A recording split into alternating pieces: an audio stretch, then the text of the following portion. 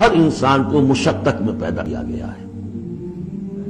ہر انسان کے لیے دنیا جو ہے دارالمحن ہے، اگرچہ مشقتوں کی نوعیت جو ہے اس میں فرق ہے.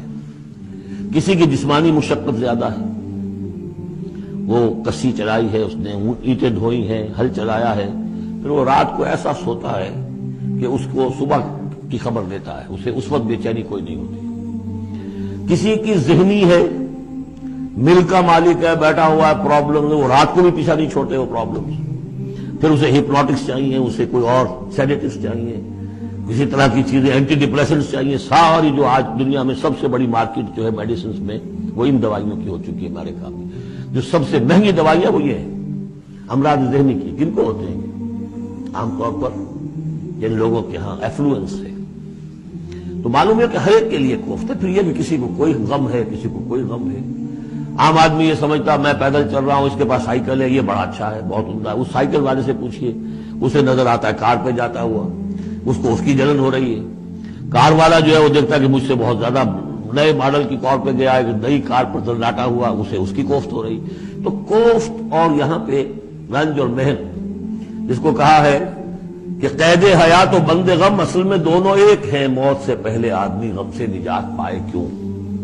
اور معاملہ یہ ہے کہ موت پر بھی جب نجات نہ ملی، اب تو گھبرا کے یہ کہتے ہیں کہ مر جائیں گے، اور مر کے بھی چین نہ پایا تو کدھر جائیں گے؟ وہ جو اب جو گھبرا کے یہ کہتے ہیں وہ تو بات آئے گی آپ کو سورہ بلد میں. قید حیات و بند غم اصل میں دونوں ایک ہیں، موت سے پہلے آدمی غم سے نجات پائے کیوں، یہ سورہ بلد میں ہے. لیکن دوسرا مرحلہ جو ہے کہ اب تو گھبرا کے یہ کہتے ہیں کہ مر جائیں گے، مر کے بھی چین نہ پایا تو کدھر جائیں گے، وہ یہاں ہے. یا ایھا الانسان، اے انسان، انک کادح الی ربک کدحا، تیرا مقدر یہی ہے تکلیفیں جھیلتا ہوا، بوجھ برداشت کرتا ہوا، کوفت برداشت کرتا ہوا، تجھے ایک پر دوسری پر تیسری کوفت اور تکلیف، اور پھر جا کر اپنے رب کے سامنے کھڑے ہونا ہے. ملاقی. اب جو مار برداری کے حیوان ہیں، بیل ہے جتا ہوا ہے، اب جتائے رکھیے، اسے رہٹ میں لگا لیا آپ نے اس کو کسی اپنے ہل میں جوت لیا، اس کے بعد اس سے حساب کتاب تو کوئی نہیں. حضرت ابوبکر کہا کرتے تھے عجیب کیف کے عالم میں، کاش کہ میں ایک چڑیا ہوتا جو درختوں پر چہچہا رہی ہے، اس سے کوئی محاسبہ نہیں ہے. کاش کہ میں گھاس کا ایک تنکا ہوتا جو جلا دی جاتی ہے ختم ہو جاتی ہے، اس سے محاسبہ کوئی نہیں، پوچھ گچھ کوئی نہیں. یہاں ہے محاسبہ.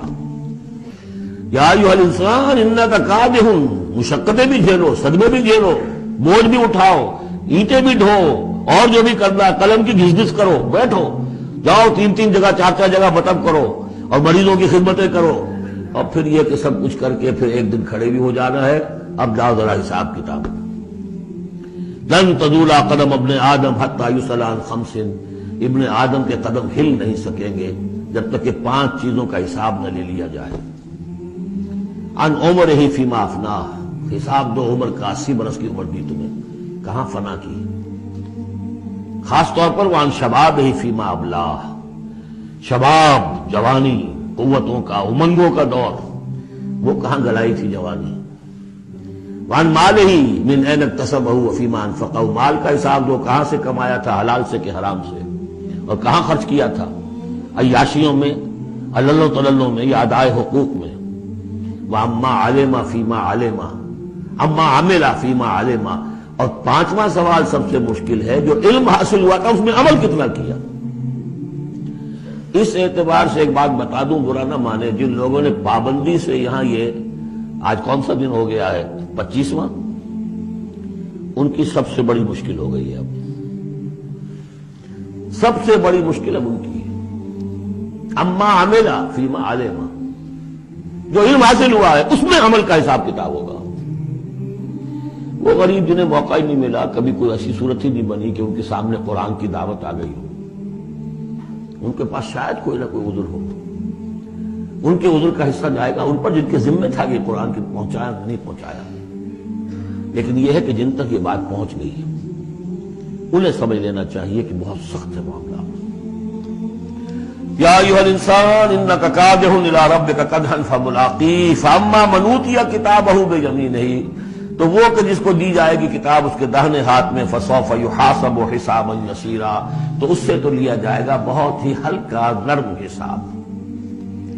وہ ہلکا اور نرم حساب کیا ہے؟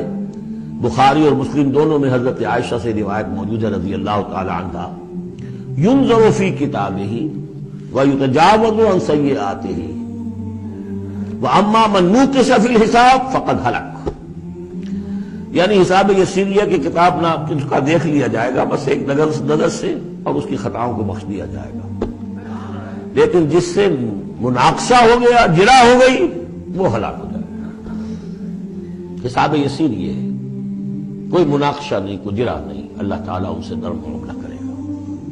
وَيَنْقَلِبُ إِلَىٰ أَهْلِهِ مَسْرُورًا، وہ جب واپس آئے گا اس عدالت کے کٹہرے سے تو بڑا خوش و خرم آئے گا اپنے گھر والوں کے پاس کہ جان چھٹی لاکھوں پائے، اللہ تعالیٰ کی رحمت سے، اللہ کی مغفرت سے میرا معاملہ تو سیدھا ہو گیا۔ لیکن اب اس کے برعکس کیا ہے؟ وَأَمَّا مَنْ أُوتِيَ كِتَابَهُ وَرَاءَ ظَهْرِهِ، اور وہ شخص جس کو دیا جائے گا اس کا اعمال نامہ اس کی پیٹھ کے پیچھے سے، وہ کیوں؟ دینا تو ہے بائیں ہاتھ میں، وہ بائیں ہاتھ پیچھے کر لے گا، میں لینا نہیں چاہتا تو وہاں پکڑا دیں گے، یہاں حاضر ہے۔ وَرَاءَ ظَهْرِهِ فَسَوْفَ يَدْعُو ثُبُورًا، اب وہ موت طلب کرے گا، کسی طرح موت آ جائے، میں ختم ہو جاؤں، میں معدوم ہو جاؤں، میرا وجود نہ رہے۔ وَيَصْلَىٰ سَعِيرًا، لیکن وہ داخل ہوگا جہنم میں۔ إِنَّهُ كَانَ فِي أَهْلِهِ مَسْرُورًا، بہت اہم ہے یہ مقام۔ وہ اپنے اہل و عیال میں بڑا خوش و خرم رہا ہے زندگی میں، دنیا میں، حرام سے دن بھر کی محنت کر کے۔ دیکھیے ایک بات آپ کو بتا دوں، اگر آپ اللہ کے دین کا حق ادا نہیں کر رہے تو چاہے 100% حلال سے کما رہے ہیں، حرام کھا رہے ہیں، اس لیے کہ اللہ کے دین کا حق آپ نے ادا نہیں کیا۔ وہ جو غصب کیا جا رہا ہے اللہ کا حق، وہ کہاں جائے گا جب تک کہ آپ وہ حق ادا نہ کریں جو دین کا ہے۔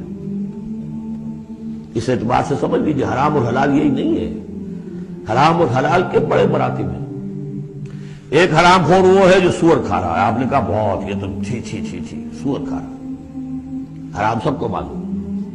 ایک وہ ہے جو کھا رہا ہے بکری کا گوشت، بکری بھی خود ذبح کی ہے تاکہ قصائی کا بھی معاملہ کو خراب نہ ہو جائے، لیکن یہ کہ وہ بکری خریدی ہے کسی کی جیب کاٹ کے، تو کیا کھا رہا ہے؟ حلال کے حرام۔ اس کو بڑھاتے جائیے۔ باطل کے غلبے کے تحت سانس لینا بھی حرام ہے، یہ ریکنسائلڈ۔ تم نے باطل کو تسلیم کر دیا، ذہن قلبن طاغوت کو تسلیم کر لیا ہے، تمہارا جینا حرام، تمہارا سانس حرام۔ الا یہ کہ تن من دھن، اپنی صلاحیتوں کا صرف منیمم رکھا جائے اپنے لیے اور میکسیمم جو ہے خرچ کر دیا جائے اس نظام کو بدلنے کے لیے، وہ اس کا کفارہ ہو جائے گا۔ ورنہ یہ کہ وہ آپ ناپ توڑ کر کے تو حلال کھا رہے ہیں، لیکن جس نظام باطل کی آپ چاکری کر رہے ہیں، جس کی ملازمت کر رہے ہیں، جسے سپورٹ کر رہے ہیں، بڑی تنخواہ ملی ہے، ورلڈ بینک کی کسی برانچ میں جو ہے مینیجر لگ گئے ہیں، کس نظام کو آپ چلا رہے ہیں؟ بہرحال وہ بات لمبی ہو جائے گی۔ لیکن وہ دنیا میں خوش و خرم تھا، اچھا کھلا رہا تھا، دودھ ملائی ربڑی اپنے بچوں کو، ہر وقت آ رہا ہے تو نئی چیزیں لے کر آ رہا ہے، ولایت سے آ رہا ہے تو ایک ایک بچے کو بلا کر تمہارے لیے یہ لایا ہوں، تمہارے لیے یہ لایا ہوں۔ وہ دنیا میں وہ خوشیاں لے آیا، اب یہاں کچھ نہیں ہے۔